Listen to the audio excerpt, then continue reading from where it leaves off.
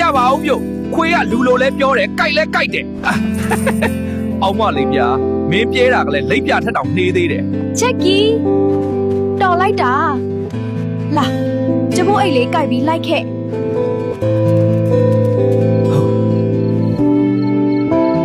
ရှင်းတဲ့တန်းကောင်ဘယ်ကကျွတ်ဆုပ်ကြီးလာနေတာလဲအထာကတော့မကောင်းဘူးဘယ်ကငှက်ပြောကုန်လဲကွာကန်ကိုညံ့လုံးတယ်ဟဲ့လူခိုးမယ်ဆိုလဲစနစ်တကျခါစမ်းပါလက်စကလည်းညံ့လိုက်တာအမေလေးခွေးကြီးကစကားပြောနေတယ်ပြုတ်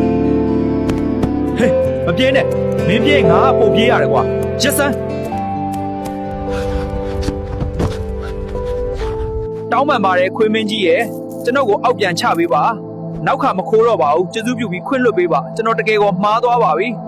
ကိုကျေးတို့ရေကျမတို့ဂျက်ကီလေးကတကယ့်ကိုတရေကောင်းပဲဗျာတခိုးကိုအမိဖမ်းပေးထားတာဒီနေ့တော့သူ့ကိုအကောင်းဆုံးကြက်ပေါင်ကင်တွေကျိုးတော့မယ်